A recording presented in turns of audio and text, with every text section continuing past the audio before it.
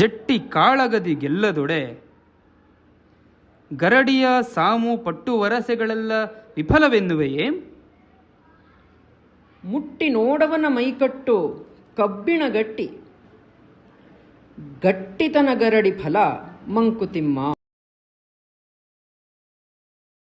ಒಬ್ಬ ವ್ಯಕ್ತಿ ಪ್ರತಿನಿತ್ಯ ಗರಡಿ ಮನೆ ಬಂದು ಕಸರತ್ ಮಾಡಿ ಈ ಪಟ್ಟು ವರಸೆಗಳನ್ನೆಲ್ಲ ಅಭ್ಯಾಸ ಮಾಡಿ ಒಂದು ದಿನ ಕುಸ್ತಿ ಆಡ್ಲಿಕ್ಕೆ ಹೋಗ್ತಾನೆ. ಆ ಕುಸ್ತಿಯಲ್ಲಿ ಆ ಮಲ್ಲ ಅಥವಾ ಆ ಜಟ್ಟಿ ಸೋಲ್ಬೋದು.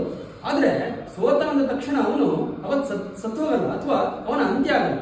ಒಂದ್ಸಲ ನಾವು ಆ ಜಟ್ಟಿಯ ಮೈಕಟ್ಟುಗಳನ್ನು ಮುಟ್ಟಿ ನೋಡಿದ್ರೆ ಅದು ಕಬ್ಬಿಣದಷ್ಟು ಗಟ್ಟಿಯಾಗಿರುತ್ತೆ ಅಂತ ಹೇಳ್ತಾರೆ. ಪ್ರತಿನಿತ್ಯ ಏನು ಗರಡಿ ಮನೆಯಲ್ಲಿ ಕಸರತ್ ಮಾಡ್ತಾನೆ, ಈ ಪಟ್ಟು ವರಸೆಗಳನ್ನು ಕಲಿತಾನೆ, ಅದರ ಫಲ ಈ ಕಬ್ಬಿಣದಂತ ಗಟ್ಟಿತನ ಅಂತ. ಅಂದ್ರೆ ಈ ಕುಸ್ತಿಯಲ್ಲಿ ಕೂಡ ಸೋಲು ಗೆಲುವು ಮುಖ್ಯ ಅಲ್ಲ, ಎಷ್ಟು ಗಟ್ಟಿ ಆಗ್ತಾರೆ ಅನ್ನೋದೇ ಮುಖ್ಯ ಅಂತ. ಹಾಗೆ ಜೀವನದಲ್ಲಿ ಕೂಡ ನಮ್ಗೆ ಅದೆಷ್ಟೋ ಕಷ್ಟಗಳು ಬರುತ್ತೆ. ಹೇಳ್ತಾರಲ್ಲ, ಕಷ್ಟಗಳ ಮಳೆ ಸುರಿಲಿ ಅಂತ. ವಿಧಿ ನಮ್ಮ ಮೇಲೆ ಕಷ್ಟಗಳ ಮಳೆಯನ್ನೇ ಸುರಿಸ್ಲಿ, ಆದ್ರೆ ಆ ಮಳೆ ನಮ್ಮನ್ನ ಗಟ್ಟಿಯಾಗಿಸಲಿಕ್ಕೆ ಬರೋದು ಅಂತ. ಆದ್ರಿಂದ ಕಷ್ಟಗಳು ಬಂತು ಅಂತ ಹೆದರಿ ಓಡದೆ ಅದನ್ನು ಎದುರಿಸಿದಾಗ ಮಾತ್ರ ನಾವು ಕಬ್ಬಿಣದಷ್ಟು ಗಟ್ಟಿಯಾಗ್ಲಿಕ್ಕೆ ಸಾಧ್ಯ. ಹಾಗೆ ಜೀವನದಲ್ಲಿ ಗೆಲುವು ಸೋಲು ಎಲ್ಲ ಮುಖ್ಯ ಅಲ್ಲ, ಜೀವನದಲ್ಲಿ ನಾವು ಪರಿಪಕ್ವವಾಗೋದೇ ಮುಖ್ಯ ಅನ್ನೋದೇ ಈ ಕಗ್ಗದ ಗುಣ.